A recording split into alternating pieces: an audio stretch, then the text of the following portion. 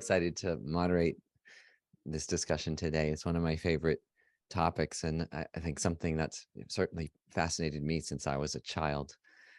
I'd like to just get right into it with these wonderful speakers we have today, and to start out with a very big question of what is the nature of consciousness? That is, what is it? What is it? And also, what is the function of consciousness? What does it do? And if you like, we could start with Professor Willicott. Thank you, Scott. Yes, I think I would like to say that I see the ultimate nature of consciousness as vast and limitless. It's a vibrating, loving awareness that exists beyond time and space. And it's simultaneously the essence of the universe and also the essence of our own awareness. And you asked, what is its function? And I think as this infinite consciousness is the essence and the foundation of the universe, I believe it is responsible for bringing this manifest universe into existence through its own infinite freedom and creativity. And this is part of its way of getting to know and experience all aspects of itself. And in fact, there's an ancient text from Kashmir from the 10th century by a sage named Utpaladeva that says that this act of creation is a play. And the term they use is krida in Sanskrit. And it means that manifestation is a playful, joyful, loving act of universal consciousness as a way of knowing itself. And in fact, the scientist Bernardo Kastrup, who is from the Netherlands, has said something similar. He says, life may be the way universal consciousness becomes cognitively aware of itself. And physicist Federico Fagin says that each act of self-knowing of the one consciousness creates what he calls a consciousness unit, a small self as a part of itself with the capacity to perceive and know itself and act with free will. And of course, that's all of us and the things of the universe. And of course, then people ask why we don't experience that consciousness fully. And I just want to say, I believe it's because in our own normal embodied existence, various parts of our mind-brain complex act as filters, that is, partial barriers of this experience. For example, there is considerable research now that John Vervaeke may talk about as well, about the default mode network in the brain, including the medial prefrontal cortex, the posterior cingulate cortex, which creates the narrative in our mind-brain complex of who we are and how we relate to the world. And I believe these stories fill much of our awareness during the day, filtering out those other experiences of vastness. And in fact, there are research studies by Judson Brewer and Roland Griffiths and others that show that when the default mode network's activity is reduced in meditation or with mind-altering substances like psilocybin, a more expanded awareness is experienced, as well as a sense of interconnectedness with others and with the universe. And this is often described as a mystical experience of oneness, joy, and absolute love, with our identity with the small self seeming to dissolve and only one vast self remaining.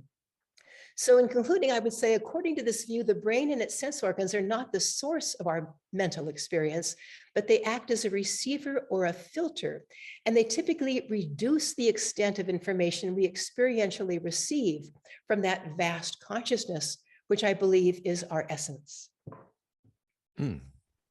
Beautiful. A very spiritual answer from a scientist. So.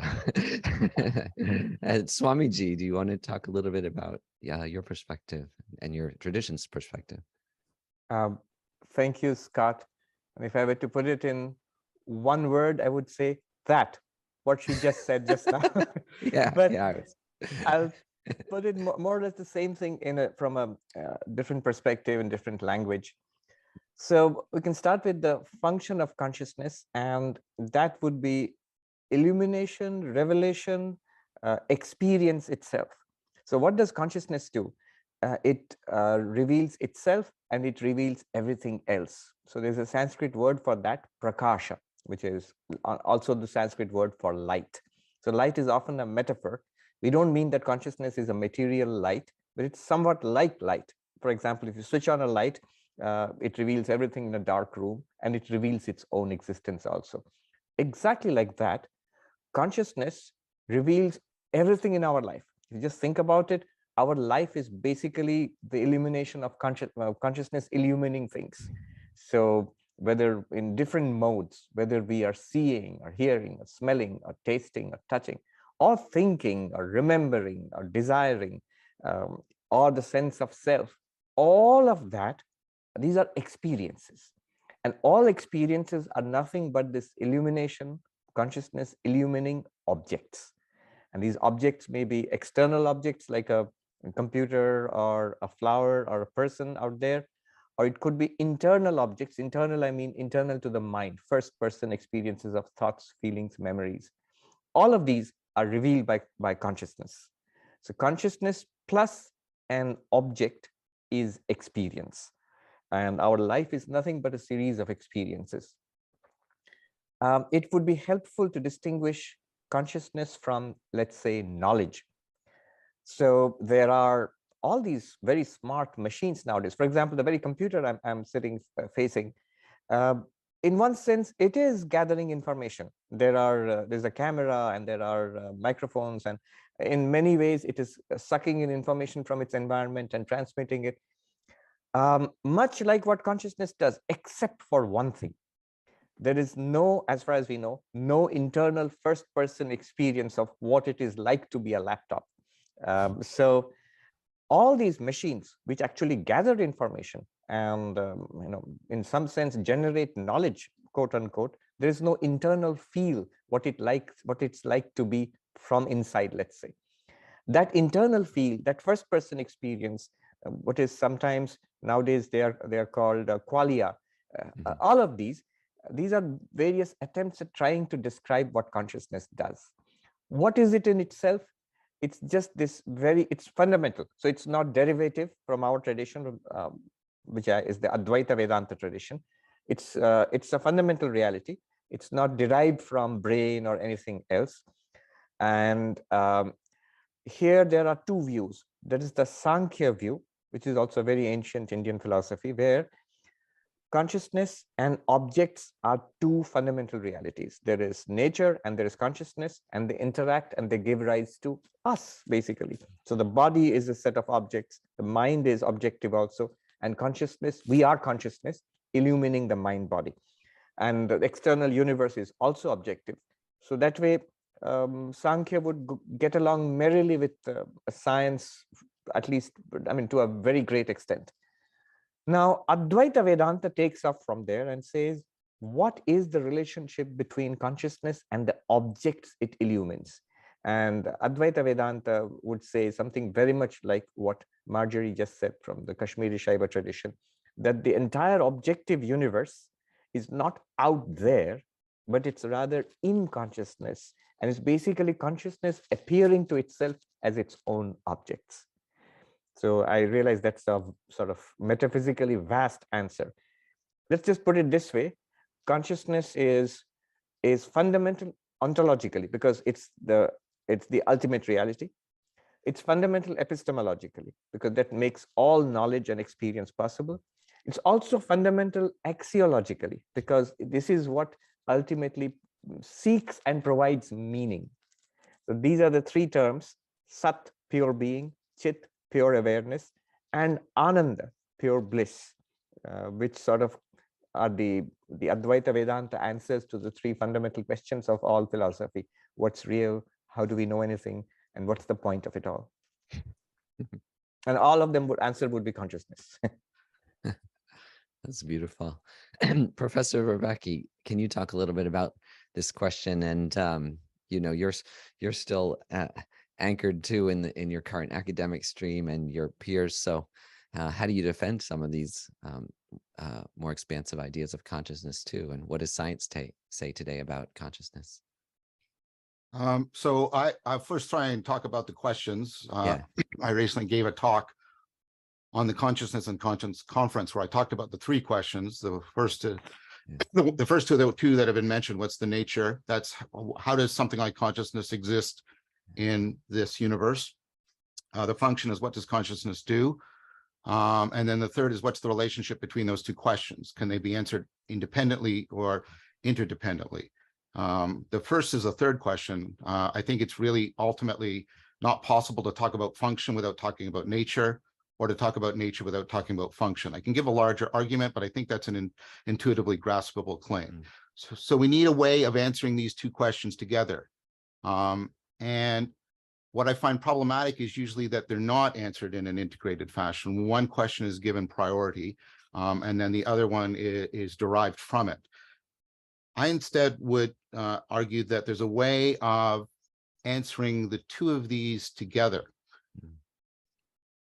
And the way to do that is to first see from a cognitive science perspective why the two questions are challenging, why they're problematic, why consciousness is the holy grail of cognitive science. So the function question, it's like, well, what does consciousness do? Why is that problematic? Because you do so much unconsciously. There are sounds coming out of my face hole, and they're becoming ideas in your mind, and you have no awareness or even knowledge of how that is happening. You can be driving down the highway without any awareness at all, automatic pilot, and then you realize, oh, I haven't been paying attention at all. And so this is a question of, given that you are capable of very complex, very sophisticated, intelligent behavior without consciousness or awareness, what's it for? What's it do? The next question, the nature question, is consciousness seems to be radically unlike the rest of things. Swami said, you know, what's it like? It seems to be one of the fundamental features of consciousness, and to be about something. I'm conscious of the room, I'm conscious of you. These features don't seem to be, at least apparently, properties of physical things. This doesn't seem to be about anything else, and it's giving me no evidence that it has a first-person perspective of what it's like to be this rock. And so it's, how does something like consciousness exist in a world that does not seem to apparently have all of the features of consciousness? That's the nature question. The function question, I think there's a growing consensus as to what the function of consciousness is. And the way to do that is to ask, what are those kinds of actions that seem to require conscious experience? And the consensus answer seems to be when you're confronting very novel, very complex, or very ill-defined situations. And what goes on with that then is a broader view. And I want to pick up on something Swami said. The computers are taking in all kinds of information. Yeah, they are. But we are having a lot of difficulty actually making them intelligent because they lack a property that we possess, which is the computers don't care about the information they're processing, and you do. And that is really central to being an intelligent being. There is so much information you can be aware of. You have to actually ignore most of the information that's in the environment, because if you tried to pay attention to it all, you'd be overwhelmed. Think of all the information in your memory. If you tried to access all of it all at once, you'd be overwhelmed. You have to select from it. Think about all the sequences of behaviors you could put together. Vast, but you select. So you're constantly zeroing in on relevant information. And then when that ability to zero in on relevant information, which is what most of the theories of the function of consciousness are converging on, when it's brought to bear on novel, complex, ill-defined situation, that relevance becomes salience. It becomes the way things stand out to you. The way I'm foregrounded, this is backgrounded, the room you're in is probably even more backgrounded, etc. And so you're doing all of this relevance realization, salience landscaping, sizing up of the world. And this is very central. Now, I think we have to be very careful about the hard problem. One of the criticisms I have of the hard problem is how to explain things like qualia, the first person perspective. And one of the problems is that we have to distinguish between the qualia that are necessary to consciousness and those that are just often found in consciousness. So in meditative states, people can often realize what's called the pure consciousness event. They are not aware of the world. They're not aware. They're not even self-aware. They're just purely conscious. This is well documented. And what's interesting about that is a lot of the favorite qualia philosophers, the greenness of green, the blueness of blue, the sense of self disappear. But the person hasn't blacked out. They haven't become unconscious. So what remain are the adverbial qualia, the here-ness, the nowness, the unity. Those are often described in superlatives. Eternity is a complete here, complete now, complete unity. And what that shows is the adverbial qualia are necessary, and I think I can also make an argument sufficient for consciousness. The adjectival qualia are not.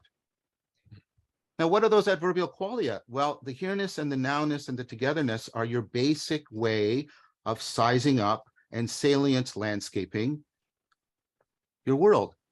What it's like to be here now in this state of mind. That's my perspectival knowing. That's what consciousness is doing. So its function is to do salience landscaping, and its nature as adverbial qualia is the kind of thing that emerge when a being is capable of doing salience landscaping.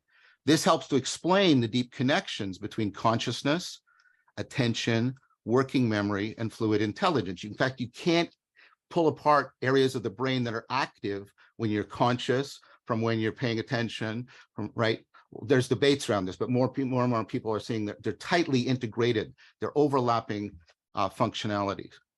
I agree with Marjorie in that I think consciousness is a filter, but I think that the brain is a filter, but I think consciousness is the filtering rather than consciousness is being filtered by our brain. I think consciousness is precisely how we're filtering the environment. If you could not be conscious of all of the information within and without you right now. Consciousness is filtering most of that out so that you zero in on what you should be remembering, how you should be formulating the problem that's at hand, and you are a problem, understanding me, how you're sizing up the situation, how you're assuming and shifting between different roles or identities. Perhaps you're a student, perhaps you want to challenge, etc. And so I think that you can give an integrated answer as to what consciousness does that also helps tell you what it fundamentally is, and vice versa. I wanted to follow up next by talking a little bit about how we even probe consciousness. I think a lot of either frustration and beauty is that probing consciousness is something that is subjective for the most part. So is it entirely subjective? Are there only subjective ways to probe consciousness? What's the role of direct experience in understanding consciousness? And also, how valid is subjective experience as we're studying consciousness and coming up with these quite detailed answers as to what it is? And maybe start with Swamiji, with the tradition that's been doing this for some thousands of years. I love that distinction between the adverbial qualia and what was the other thing, the adjectival Adjectival qualia, yes. Adjectival qualia. That's immediately recalled to me the basics of the Yoga Sutras, which says that when you purge consciousness of all objective experience, which would be the adjectival qualia, I guess. Yes. And then you are left with the nature of consciousness itself, which would be the adverbial qualia, which is, it fits in very well, that kind of thing. And then they give actual practices which will enable us to do that. Yeah, so that's really very interesting. One important distinction I would like to make, which will help us in this inquiry about whether it's subjective or not, is what is subjective and what is objective. From an Advaita or Sankhya perspective, whatever appears to consciousness is an object to consciousness, just by definition. So whatever you are aware of, if you can say this, if you can designate it with this, then it's an object. And that to which those are objects, that's the real subject. Now, why is this distinction important? It is quite different from the way we talk about consciousness in general in the philosophy of mind or in neuroscience or consciousness studies, even now. So right now, when you ask the question, is it entirely subjective? The way we are talking about consciousness, it's already sort of implicit there that the things in the world out there, which is sort of publicly shared with us, so the room and the body and our behavior and our language, this would be objects. And the rest of it, internal, first person experience, is all subject. But if you make if you take the definition of whatever appears to consciousness is an object, then a good deal of what is our internal experience, thoughts, emotions, perceptions, all the adjectival qualia, they would also be objects. They would no longer be the subject. So that's the track which Advaita, Sankhya, Patanjali Yoga, all of these traditions they take in investigating what is consciousness. Just take this definition that whatever appears is an object. The philosopher Arindam Chakravarti, who's in Hawaii, he puts it very well. He says, an object is anything that objects to consciousness. So imagine consciousness like a limitless field spreading out there, and it encounters forms and sounds and smells and thoughts and memories, and all of them are objects. So this field encounters it and it lights it up, and then you have an experience. So those are events. Right. So the way to investigate consciousness from these ancient traditions, they're all inside out ways.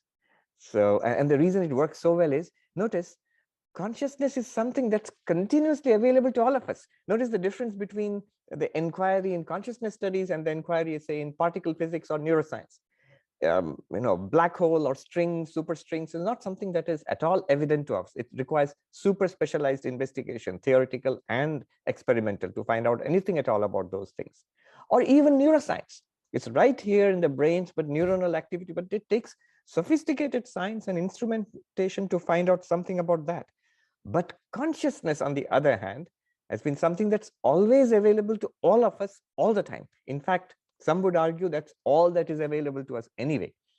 So subjective inquiry into consciousness has always been possible, which is why you have had theories of consciousness in the most ancient Indian, Chinese, Greek traditions. The most ancient thinkers have always had something interesting to say about consciousness. They might not have anything at all to say about the brain or neurons, for example.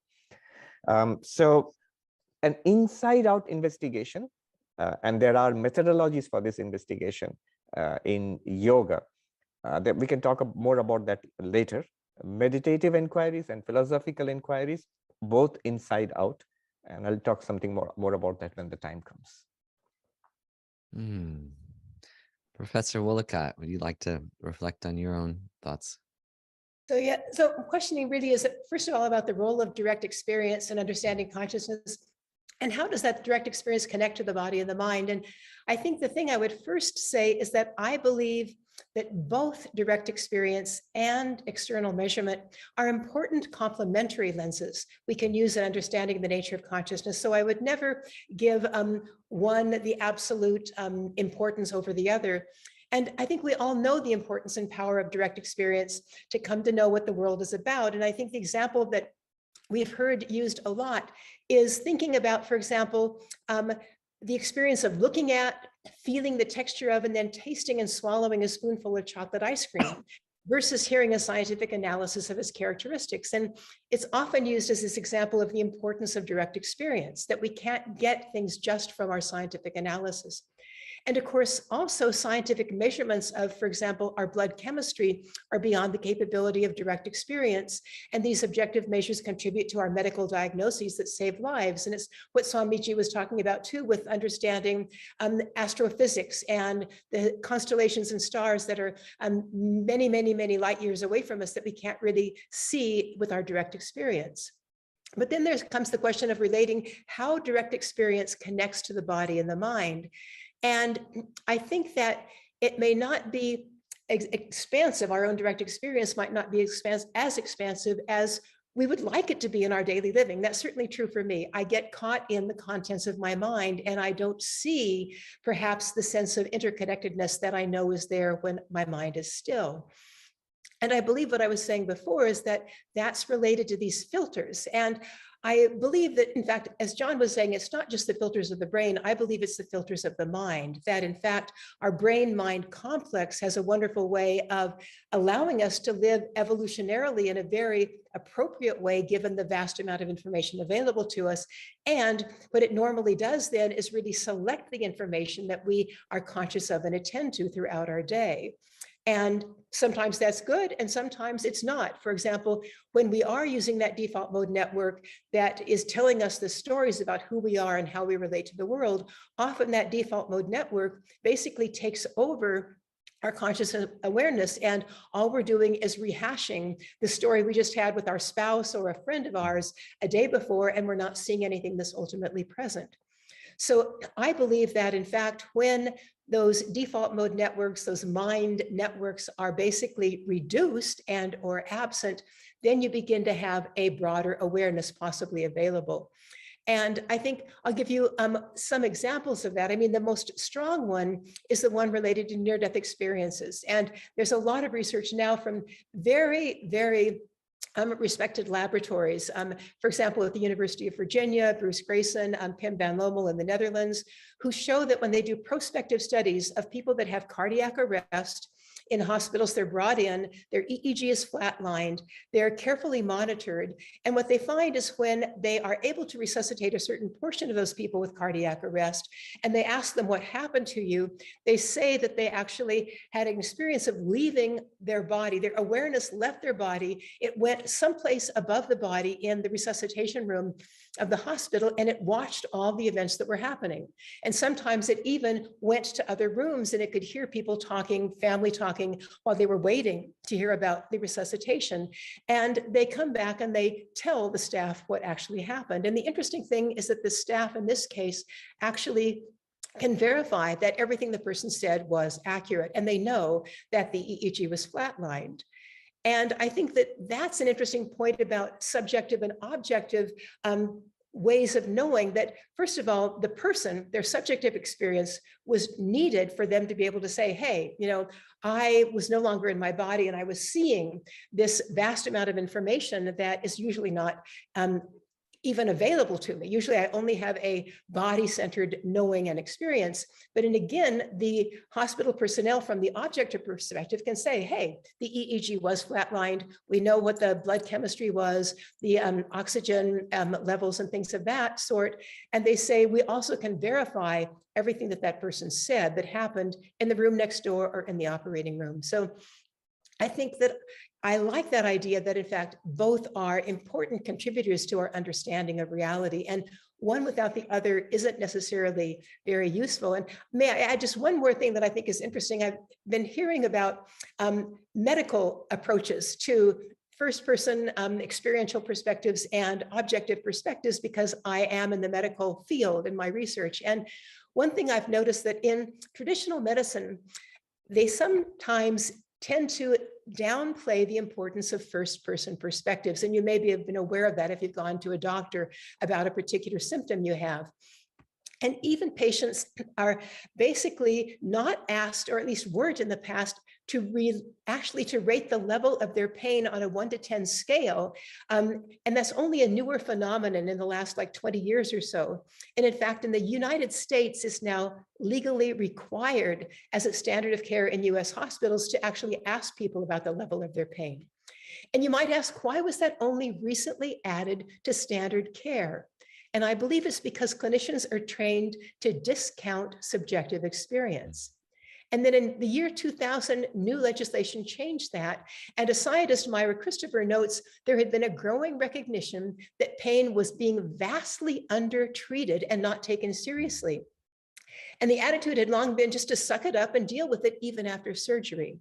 And so the bottom line is that when you go to a doctor and describe a symptom you're having, they tend to downplay it and they want to do tests. And of course, that may be appropriate. But the reason is because tests show signs of the possible illness from the objective scientific data rather than subjective experience. But now here's an example of when that approach isn't optimal. My friend's husband had prostate issues, and his symptoms were that he wasn't urinating normally. His doctor did a test. It was the PSA test, and there was no heightened PSA. He said, everything is fine. The husband had to fight to get a biopsy. And when they did the biopsy, they found prostate cancer, which was not revealed by the PSA count. So we had surgery early and the cancer hasn't returned. And I think that's not uncommon in the medical field. And I think that's why I believe that this balance of subjective first-person experience and scientific data is critical for truly understanding the nature of everything around us. Could Swamiji, yeah. Could I respond to Marjorie? Yes, I agree that today, the way we are placed with science, we need and indeed can benefit enormously from the objective scientific approach.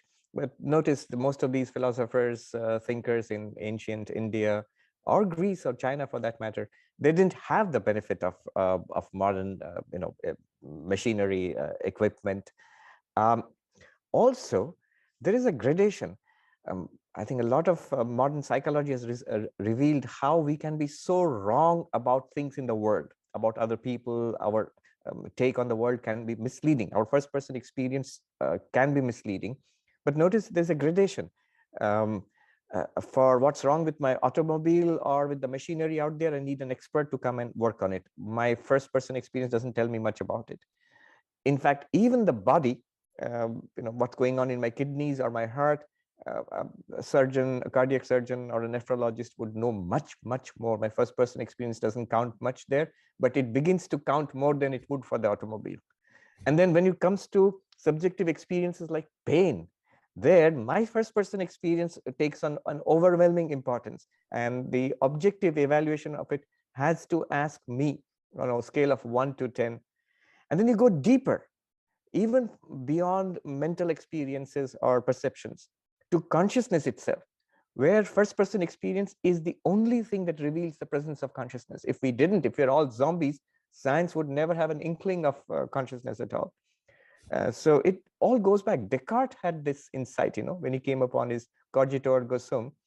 In his meditations, he writes how strange it is that of that which I am absolutely certain I do not know much about. That means I exist, but what is that I, that awareness? I don't know much about it at all.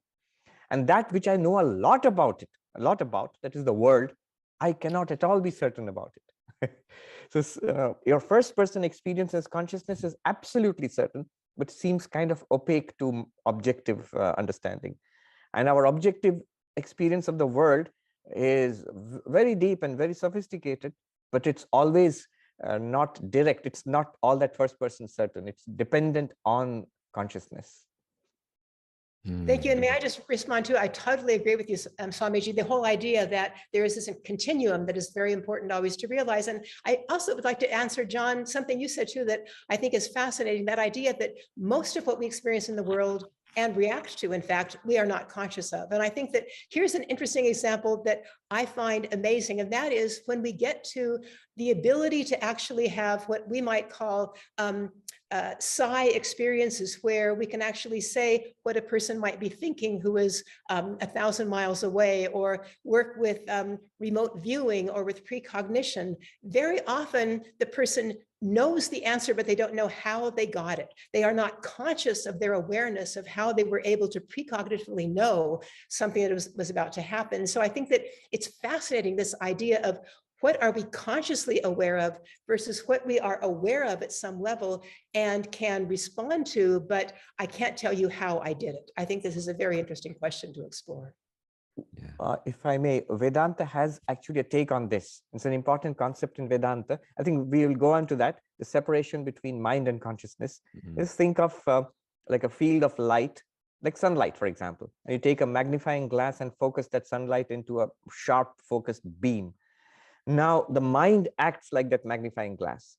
And so our attention, our deliberate knowing, what you call conscious knowing, that's all mind, but it takes consciousness to do that. So when we say we are not conscious, certain things are going on, certain processes, certain activities, we are not conscious there, Vedanta would differ. It would say that you are conscious, but you don't know it. There is this non-objective consciousness there, beyond the mind, like a background field of awareness. So, for example, certain things in consciousness happened, but there was no knowing there. And many other things happened, there was attention and knowing there. And all of it was in consciousness. Professor Vervecchi, how about your perspective on, subjective versus supposedly objective explorations of consciousness? So I come from a generation, it's the newest generation of cognitive science that wants to challenge that framework fundamentally. Mhm.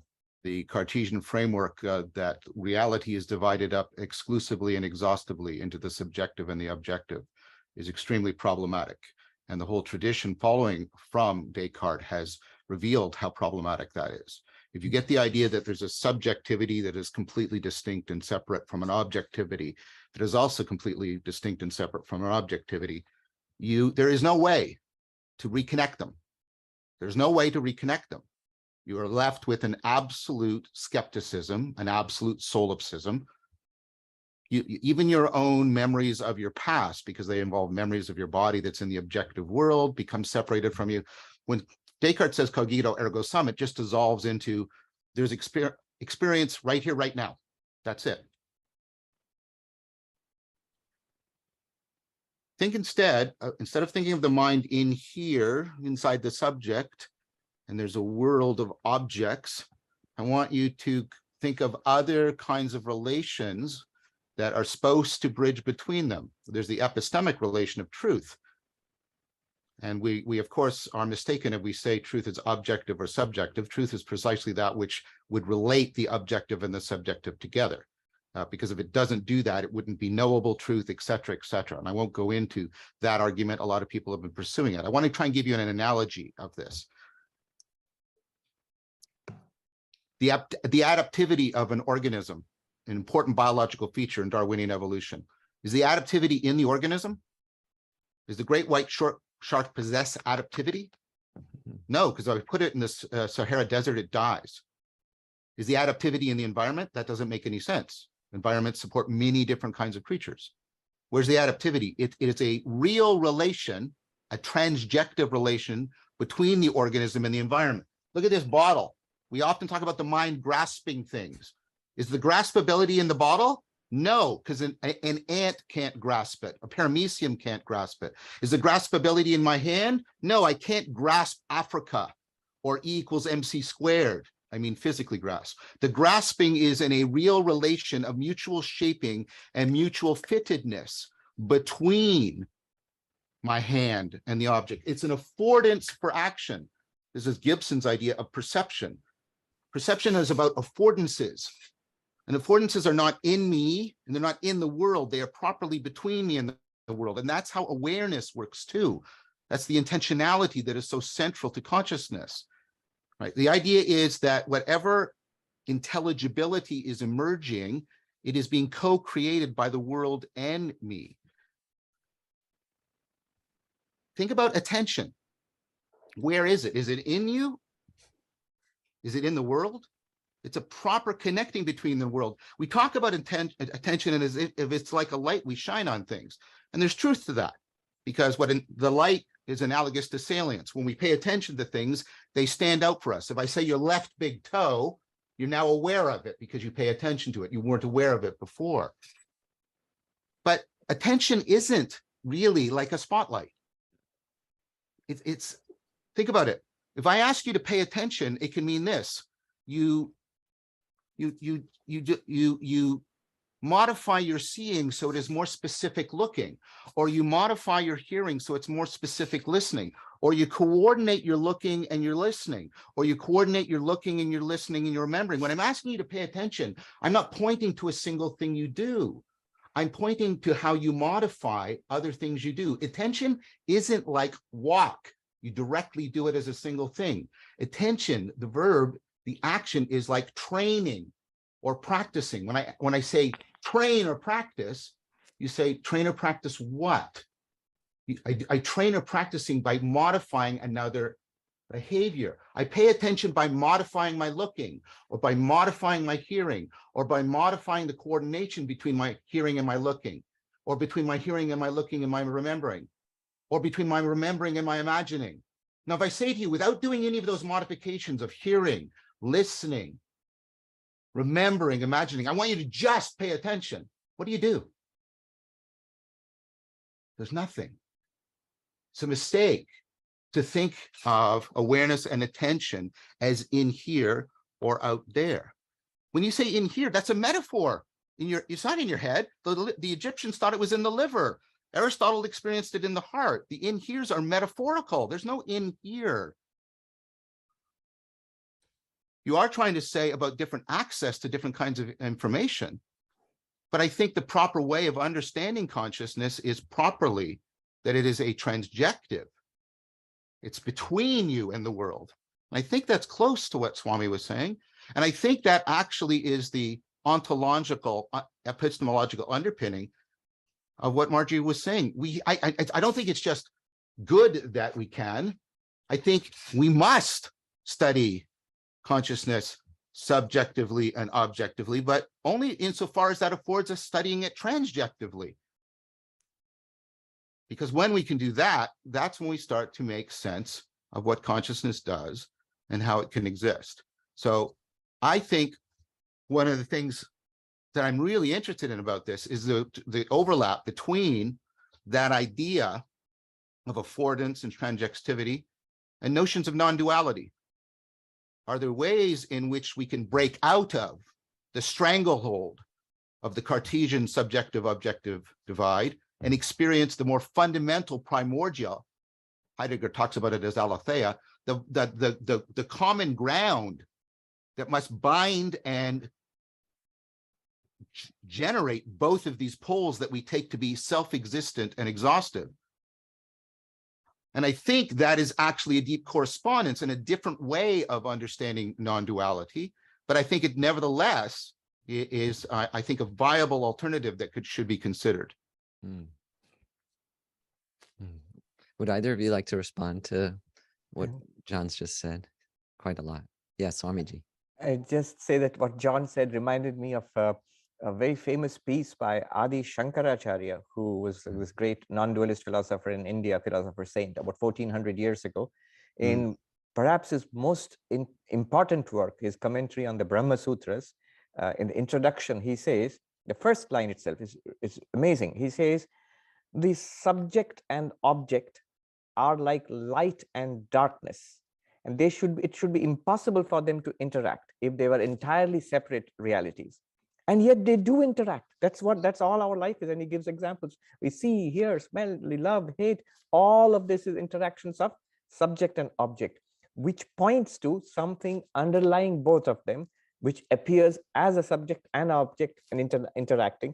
And this underlying non-duality is basically his thesis. And then he goes on with his Advaitic non-dual philosophy, developing the philosophy. But this idea that all our experience is subject and object. And yet if we take a Descartesian view of splitting the subject and object totally, they would become like light and darkness, and it would be impossible for them to interact. And yet they do interact in our lives. Hence, there is something common underlying both of them, and hence non-duality.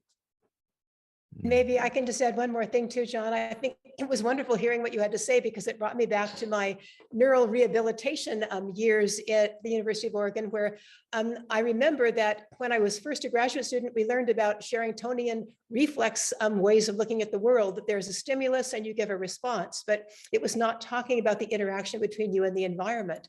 And then there's something that came a little bit later in probably about the 1990s, which was what we called ecological psychology, which is exactly what we were talking about, how the environment affords us meaning for what we need and what we want. And it took a whole different view of how we interact with the environment, and that we aren't separate from the stimulus and the response are not from totally separate organisms. So I definitely appreciate that understanding that we're all trying to decide how the environment affords us a way of satisfying our needs, our desires, et cetera. And then I want to add one other thing, which relates perhaps to what Swamiji was saying. I realized that in much of the research that is, again, from this 10th century Kashmiri Shaivism, the philosophers often talk about different states of awareness. And they say you go from the awaking state to, of course, the dream state, and then to a state that you might call sleep or causal consciousness. But then you can go also to this pure awareness that we talk about. But they say that the pure awareness that they call Turiya is not the final state. The final state is Turiya Tita, which is when you bring that awareness down into everything you do every day, so that, again, they are connected. And you are truly aware of awareness within every action, everything you're doing. And I like that non-dual flavor, that's the critical issue, that we aren't trying to escape from the world, but we're trying to bring our awareness, our recognition of who we are and the non-duality into every moment of our lives. Mm. I'd like to respond to both of those if I could, with the framing I was proposing to, and notice the word I just used, framing. The idea that we are constantly framing experience because we have combinatorial explosive amount of information without and within. But the thing you have to realize about the framing, and of course, this is very interesting. There's a no thingness on both poles, right? Everything that is outside of my frame is not in any way a thing for me, precisely because it is not standing out for me or standing to me or being presented to me. But there's an aspect of, and I really struggle for the noun that I want to use here, self, consciousness, intelligence, but right, that the framing is never in the framed. Like, let me take this metaphor, right? I'm looking through my glasses. They're transparent to me. But I can step back and look at them. Yes, but I can't step back and look at my eye, right? Well, I can, and I want to pun on that eye, right? And this is James made this distinction, Deichmann, but many people have made that the framing process is not itself experienced in consciousness. It is only experienced adverbally. It's experienced in the way the framing happens in the frame, right? It's only experienced in the being of it, in the doing of it. You can't step aside from it and say, oh, there's the framing, because then the framing is back here and this is just something framed. So you have a no thingness beyond all of your framing in the world, and you have a no thingness within. And there's a way in which that follows, that phenomenology follows from the function of the fact that intelligence and consciousness are both trying this, they're constantly engaged in this process of zeroing in on the relevant information within and without and ignoring the irrelevant information. But here's what I want to propose to you. You can come to a state where that relevance realization process realizes that it itself is irrelevant. What would that be? That would be a state in which I'm simultaneously finding everything salient and therefore nothing's salient. You can actually induce this. It's called a Salienzgangsfeld. This is, right, that I'm not trying to relate to any particular being, because as soon as I are relating to beings, I fall into that combinatorial problem. But when I'm trying to relate to the ground of being per se, then relevance realization realizes its own irrelevance, because it has to be equally distributed over everything, and therefore it is equally distributed over nothing, because it is saying everything is salient is like saying everything is tall. It's a meaningless statement. And so I think what I'm trying to cross as much of the distance between myself and Marjorie and Swami by trying to show how I think a lot of the functionality that I've been describing can account for a lot of the phenomenology. I'm not trying to explain these things away, non-duality, pure consciousness, resonance at oneness. I want to try and understand them in the terms that also go to the very heart and guts, are the ground of our very capacity for an intelligence and consciousness. That's how I'm seeing this project.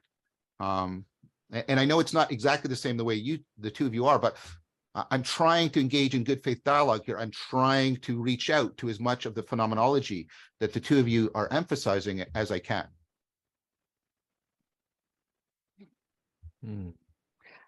I'd love to move on to talking about meditation, because it's something each of you have touched on a little bit in your work and your personal experience, and just ask how can we work with consciousness through meditation and contemplation and even what we call mystical experiences.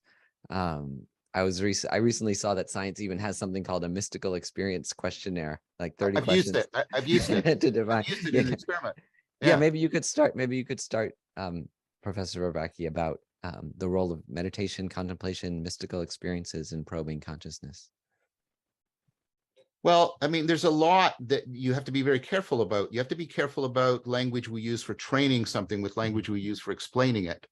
I can get you to train your memory by imagining a building, and there's different rooms in it, and you put important images in every room, and then what you do is you move from room to room to room, and that's how the ancient orators used that to train memory very, very powerfully. They could memorize speeches going 6 to 8 hours.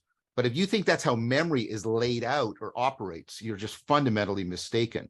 That language that trains memory very well actually will deeply mislead you. It's called the spatial metaphor for memory in a profound way. And Isaac and Keenan, like, because you rapidly know when you don't know something, which is not like when you're searching through your house to try and find something that's no longer there. You can only establish it's not there by looking everywhere.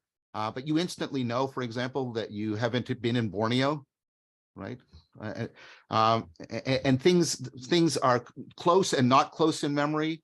Blue and yellow are close. Blue and glue are close, but that doesn't mean yellow and glue are close, right? So memory just doesn't work according. So you have to be really careful about the language by which you train something and the language by which you explain it. Same with the idea that attention is a spotlight. That's great. It's like it helps you to train attention. Very, very poor for explaining attention in a lot of fundamental ways. So we can't just take, and I do both, right? I scientifically study mindfulness and consciousness, but I also teach meditation, contemplation, Tai Chi Chuan. And you want these two languages to be related, but you don't want to simply identify them with each other, because then you can fall into all kinds of error. So I think you can study these experiences in a way that helps be very careful about what it is they can tell us, how they can provide us knowledge, which is one thing, which is very different from how we can train them to become wiser. And those aren't the same thing. Knowledge is about evidence to establish truth, right? Whereas wisdom is, about zeroing in on what's relevant, so to avoid being self-deceived and self-destructive, avoid foolishness. Knowledge overcomes ignorance, wisdom overcomes foolishness, and ignorance and foolishness are not the same. Now, why am I saying all that? Because I think it's very, very, you have to be very, very careful of concluding about that you've acquired a certain kind of knowledge from an altered state of consciousness because of the pluralism problem. The pluralism problem is that, right, people will go into these experiences and come out with different descriptions. This is Katz's sort of critique. Like, you can study, people will go into experiences and they'll come out of this and they've had this profound mystical experience, and they'll say, I experienced everything as one, and now I know there's a God. And people will come out of this and say, I experienced everything as one, and now I know there's no God. And believe me, I can give you lots of reports like that, where there's all kinds of variation. And so you have to be very, very careful about what is actually shared and what isn't. I think what's happening in these mystical experiences, I think there's very good objective evidence that it gives people two important components of becoming wiser. These mystical experiences tend to make people they find more meaning in their life. That's the experience. That's the study we ran. It's a simple study. I would have thought that people had done this before. Apparently not. How many mystical experiences have you had? How meaningful do you find your life? Is there a correlation? You would have thought somebody had bothered to do that. Nobody done it. The answer is yes.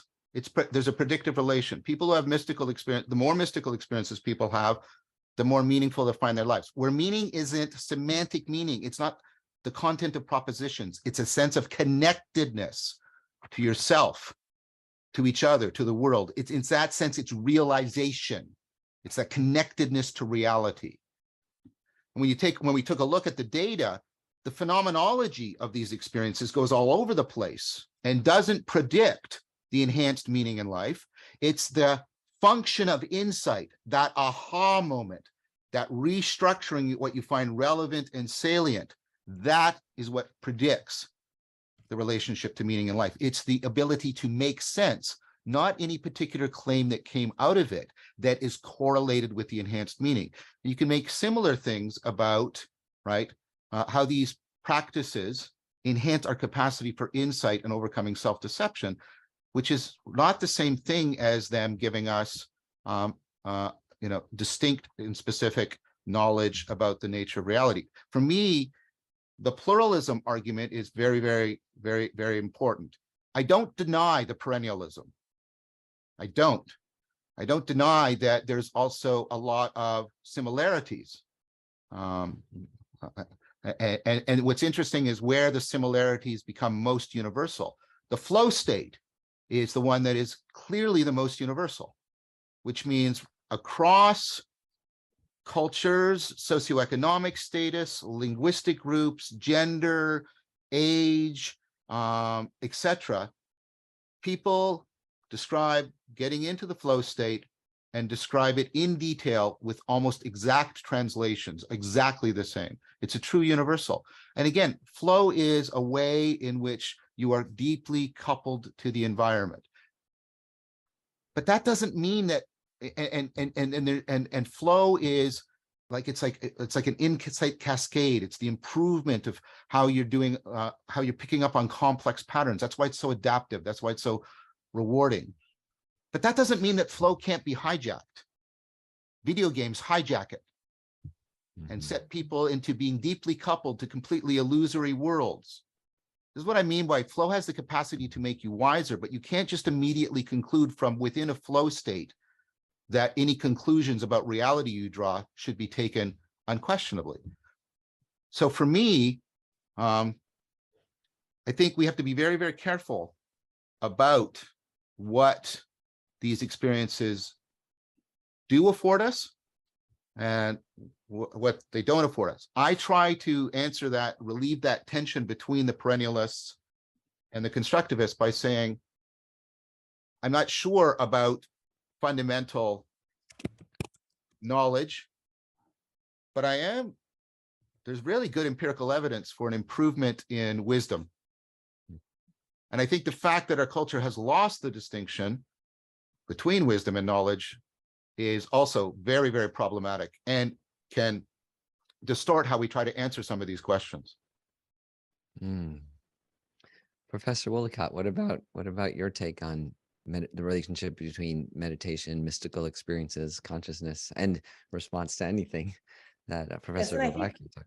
The question that is often asked by great meditation teachers to their students to help them see their essential nature as awareness. And again, I love the idea that John just used of the frame, whether it's the frame of our glasses and the fact that we don't see it. But I think what they're trying to get people to do is to shift their frame of seeing only the contents of their consciousness as their awareness versus actually recognizing that there is an awareness that's pouring out of that point of awareness within them and that actually make it broader. And of course, that question that we all know is, who am I? And it's that way of helping them see the difference between pure awareness and contents of awareness. And as Swamiji would tell us, it's often called Atmavichara in Sanskrit. So in answering the question, I would say that typically when we don't recognize our pure awareness as the essence of who we are, we say things like, I'm happy, I'm sad, I'm confused, I'm fat, I'm thin, identifying obviously with our emotions or with the qualities of our body. And what I found is that when we keep turning to our question of who am I and say to ourselves, who had that experience? Or in that experience, where were you? Where was I? Where is that I located? We begin to see that the I isn't the body and it's not the content of our thoughts, but that awareness is always there behind those contents. And I found that that was a very powerful exercise for me to begin to do myself in my own practices, to begin to see that truly there was this awareness that has no content per se that was shining outward. And of course, as soon as I try to say the word awareness, I've made it into an object. And so I have to even try to keep going back to who is that I. So I think that that is one very powerful way that I'm sure Swamiji uses and many other people use in trying to help us recognize, do a different frame on who we really are. Mhm. And Swamiji. Well, I'm scared that I'm going to be out of a job soon. John and Marjorie, the way they're going, are going to put me out of a job. But I'll just share and a meditation exercise. Is more like a thought experiment and also a meditation exercise, which sort of encapsulates what John just said and Marjorie supported and reiterated in her own words. This is from a text called Drigdrishya Viveka, the discernment of the seer and the seen. And it was written about 600 years ago, probably in the south of India. And I'll just give you the first verse and you'll see what I mean. The first verse goes like this. I'll chant the Sanskrit more for my benefit. It's good to listen to the original Sanskrit also, and then I'll translate. Rupam drishyam lochanam drik tadrishyam driktu manasam drishyadhivrittaya sakshi drigeva natu drishyate. So, forms are seen, the eyes are the seer. The eyes are seen, the mind is the seer. The mind is seen, the witness is the seer. The witness can never be seen. I mean, you get the point of it. The idea is that we are seeking what am I exactly, or who am I? This is Atma Vichara, as Marjorie said. It's inquiry into the self, as trying to discern what I really am. And the principle we operate with is whatever is an object of your experience is different from the subject. Whatever you see, let's put it simply, whatever you see is not you, the seer. You're always the seer and not the seen. And you start with the most obvious, that you see things in the world, the color red, for example, and that's the seen. And take the eyes to be the seer in a very naive way, start there. The eyes are seeing and these forms are seen. Note that first of all, the eyes are different from what they see. In fact, the only thing that the eyes cannot see, this is where I really loved the frame, and the frame is not part of the, the framing is not part of the frame. It's not part of what is included in the frame. So the eyes are not part of what they see. So the limit of the vision of the eyes actually are the eyes themselves. I mean, you can see a reflection of your eyes, you can take a picture of your eyes, but the eyes don't see themselves directly the way they see everything else. So the eyes are different from what they see, one. Two, what they see are many colors, shapes, and things, but the eyes, the seer is still the same. And three, what they see are continuously changing, and the eyes relatively are not changing. So the seer and the seen are different. The seer is one and the same, and the seen are many, and the seer is relatively unchanging, and the seen keep changing. Okay, now you take a step back. You contemplate the eyes themselves. Just note that the eyes, my eyes are open, eyes are closed, I need glasses to see, whatever. All of this, now the eyes are the object of seeing, quote unquote, basically knowing. And who is the knower or the seer? It's the mind. You're thinking about your eyes, or you're paying attention to your eyes. The mind and the eyes note that they're different. Whatever they are, they're not exactly the same thing. And the mind, being the same thing, can pay attention to all the sensory inputs, eyes, ears, whatever. And the sensory inputs from the eyes or the ears, they're all changing. The sensory systems are also changing. Sometimes at one point, my eyes saw very well, and now they need glasses. The mind, even though the mind changes, it changes into mind. More thoughts into more thoughts. Now the mind itself, take another step back. We are aware of the contents of our mind. You can see the frame being shifted back. We are aware of the contents of our mind, thoughts, feelings, emotions, perceptual inputs from the sense organs. All of that comes into the mind. And that which experiences the mind by our principle, the seer and the seen must be different, must be in some sense distinct from the mind. And the mind changes continuously, the seer does not change. The mind has various constituents, various kinds of thoughts, feelings, emotions, memories. The seer is one. So this seer the seer of the mind, what can we say about it? Well, we can say that it's not an object. You see the ultimate frame, if you think about it that way, which is not part of any constituent of any framing process. It's not an object. It must be of the nature of awareness because it gives us first person experience. All of it is revealed to that. And yet it's never an object of to any kind of process. It's always beyond all objects, beyond all the contents of all frames. Maybe you call it the ultimate frame or something. That's what the last part of the verse means. The seer is never seen. So you call it a no thing. It's not a thing. Everything else is a thing to it, but it's not a thing in itself. That doesn't mean it's nothing. It's clearly central to all our knowing. So notice what has been done in this process. There are meditative practices associated with this insight.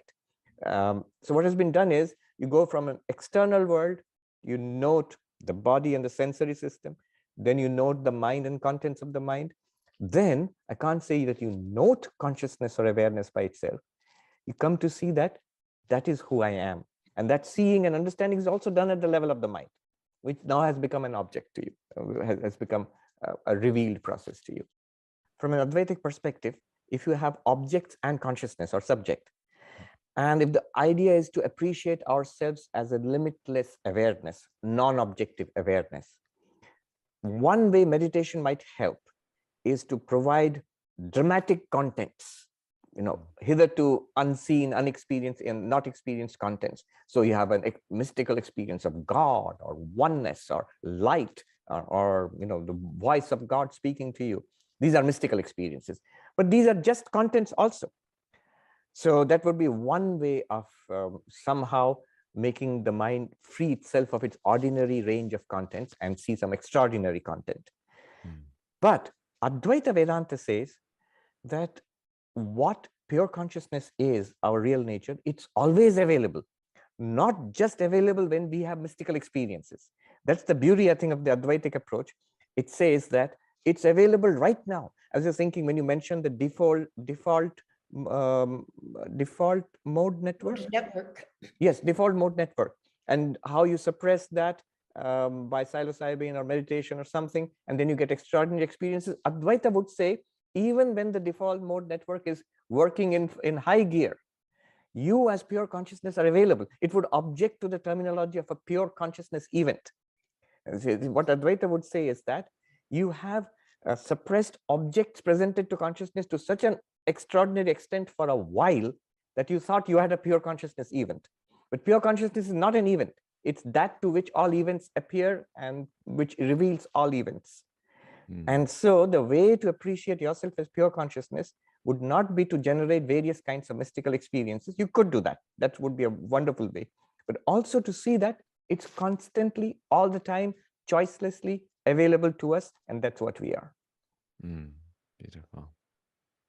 I'd like to add one thing, which is, and this could be because of the West's importation and reduction of mindfulness ecologies of practices into a single thing. If meditation is this, why would I want to do this? Instead of looking through my framing, I want to look at my framing because I want to see how it might be distorting my framing. Right? Exactly. But how do I know if I've cleansed my glasses? Do I keep cleaning them? Do I keep meditating? No, you have to do the opposite. You have to put your glasses back on and see if you can see more deeply and clearly in the world. That's a contemplative practice. Contemplation is the Latin word contemplatio, which comes from the Greek word theoria, which is where we get our word theory from. It means to see deeply into reality. And what you actually want, and you can see this from the literature, I do a lot of work on this, and when insight, when people realize they've misframed, well, give me a concrete example. This kind of thing happens to you every day, small or big. I thought she was angry, but I realize now, look at the word, I realize now she's afraid. I've been misframing all of this. Listen to the language, I mistook it the wrong way. That's an insight. But that has two moments to it. You have to realize that you have a distorted framing. That's what meditation helps get you better at. But you also need contemplative practices that help you restructure, reinterpret what you found relevant or salient before. That's what the insight is. That's what the ha-ha moment is. It's very important to understand that we shouldn't be asking the question about meditation per se. Well, will meditation, compared to people that don't meditate, improve your insight capacities? Yes.